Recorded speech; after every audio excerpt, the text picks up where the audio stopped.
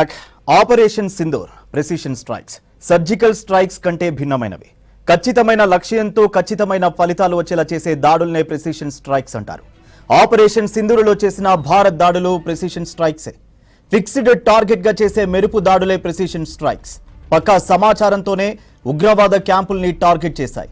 జైషే మహమ్మద్, లష్కరే తోయిబా సంస్థల కీలక ఉగ్రవాదుల లక్ష్యంగా ఈ ప్రాంతాలని సెలెక్ట్ చేసుకున్నాయి భద్రతా బలగాలు. ఈ ఆపరేషన్ సింధూర్ను Indian army, navy, air force సంయుక్తంగా నిర్వహించాయి. ముందే సమాచారం ఉండడంతో ఉగ్రవాద శిబిరాల టార్గెట్ గా మిసైల్స్ వదిలారు. ఇండియన్ బలగాలు విజయవంతంగా ఛేదించిన 9 లక్ష్యాల్లో 4 పాకిస్తాన్లో ఉంటే మరో 5 ప్రాంతాలు పాక్ ఆక్రమిత కాశ్మీర్లో ఉన్నాయి. జస్ట్ 25 నిమిషాల్లో టార్గెట్లను కొట్టివచ్చారు మన బలగాలు. అర్ధరాత్రి 1:05 మొదలైన ప్రెసిషన్ స్ట్రైక్స్ 1:30 పూర్తయ్యాయి. వెంటనే జై హింద్ ఆపరేషన్ సింధూర్ మోత మోగింది.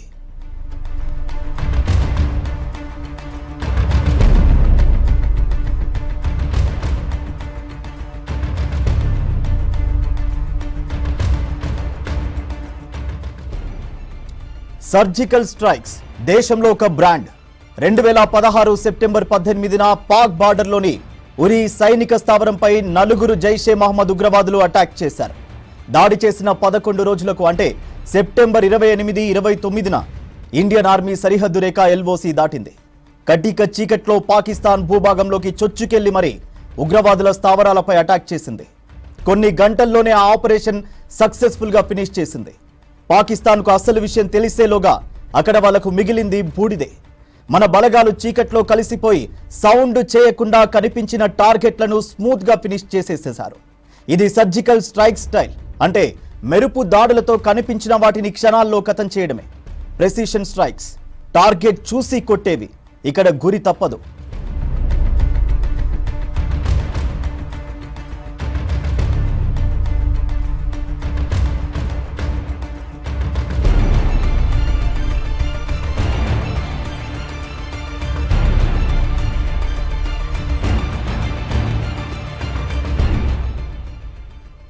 ఆపరేషన్ సింధూర్ పై మరిన్ని డీటెయిల్స్ అనిల్ అందిస్తారు.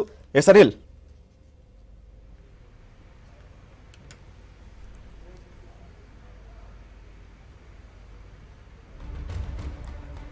సూర్య, నిన్న ఏదైతే ఈరోజు తెల్లవారుజామున 1:44 జరిగినటువంటి ఎయిర్ స్ట్రైక్ సంబంధించి ఒకసారి మనం గమనిస్తే నిన్న జరిగినటువంటి ఈ స్ట్రైక్ సర్జికల్ స్ట్రైక్తో పోలిస్తే భిన్నంగా ఉంటుంది. నిన్న జరిగినటువంటి ఈ స్ట్రైక్ ప్రిసిషన్ స్ట్రైక్. సో దానికి కనుక ఒకసారి మనం డిఫరెంట్ కనుక చూస్తే ఈ సర్జికల్ స్ట్రైక్ దేశంలోనే ఒక బ్రాండ్. 2016 సెప్టెంబర్ 18న పాక్ బార్డర్లోని ఒక ఊరి సైనిక స్థావరం పైన మొదటగా దాడి చేయడం జరిగింది. సో దీని లక్ష్యం ఏంటంటే ఎంచుకున్నటువంటి ఉగ్ర స్థావరాన్ని ఉగ్రవాదులకు సంబంధించినటువంటి ఒక ఆనవాళ్ళను కూడా పూర్తిగా టార్గెట్ చేసి ఒకే లక్ష్యంతో ఒక మెరుపు దాడి చేసేటువంటి స్ట్రైక్ సర్జికల్ స్ట్రైక్. సో ఇది దాదాపు దాడి చేసిన 11 రోజులకి అంటే సెప్టెంబర్ 28, 29న ఇండియన్ ఆర్మీ సరిహద్దులకు దాటి కటిక చీకట్లో పాకిస్తాన్కి సంబంధించినటువంటి భూభాగంలోకి చొచ్చుకెళ్ళినటువంటి ఈ ఉగ్రవాదుల స్థావరాలపై పూర్తిగా అటాక్ చేసినటువంటి స్ట్రైక్ సర్జికల్ స్ట్రైక్. సో ఇందులో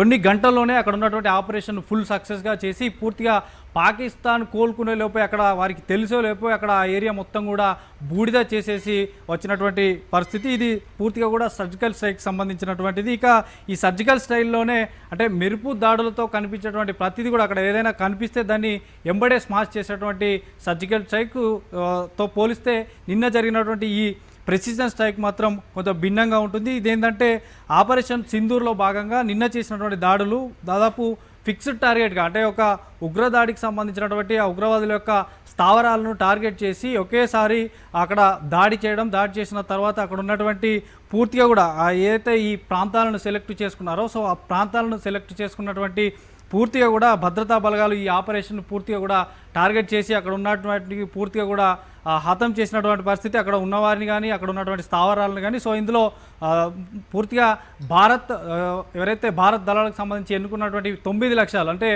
పాక్లో ఉన్నటువంటి 4 తర్వాత పీఓకేలో ఉన్నటువంటి 5 ఉగ్ర స్థావరాలను పూర్తిగా కూడా అక్కడ ఉన్నటువంటి హతం చేయడం జరిగింది. సో కేవలం అర్ధరాత్రి 1:05 ఈ ప్రాసెస్ అంతా స్టార్ట్ అయితే కేవలం దాదాపు 25 నిమిషాల్లోనే పూర్తిగా కూడా అక్కడ ఉన్నటువంటి 9 ఉగ్ర స్థావరాలను పూర్తిగా కూడా హతం చేశారు. అక్కడ ఉన్నటువంటి ఆ యొక్క ఈ ఏదైతే ఈ స్థావరాలకు సంబంధించి అంటే పలు సంస్థలకు సంబంధించి లష్కరే తోయిబా కానీ తర్వాత ఈ మహమ్మద్ లష్కరే తోయిబాతో పాటు అక్కడ ఉన్నటువంటి మిగతా ఉగ్రవాద సంస్థలకు సంబంధించినటువంటి పూర్తిగా కూడా అక్కడ ఉన్నటువంటి ఉగ్రవాదులను తర్వాత అక్కడ ఉన్నటువంటి ఉగ్ర స్థావరాలను కూడా పూర్తిగా కూల్చేశారు. సో మళ్ళీ కూడా అక్కడ ఉగ్ర స్థావరాలు ఏర్పరచుకోకుండా కూడా చేశారు. సో పక్కా సమాచారంతో అక్కడ ఏదైతే ఈ పహల్గామ్ ఘటన జరిగిన తర్వాత పిఓకేలో ఉన్నటువంటి కొంతమంది ఉగ్రవాదులు ఇక్కడి నుంచి పారిపోయి ఏదైతే మిగతా ఆ 4 పాకిస్తాన్లో ఉన్నటువంటి 4 ఉగ్ర స్థావరాల్లో తలదాచుకున్నారనేటువంటి ఒక పక్కా సమాచారంతో అక్కడ ఎయిర్ స్ట్రైక్స్ అంటే జరగడం జరిగింది. సో మొత్తంగా ఈ 2 సర్జికల్ స్ట్రైక్ తర్వాత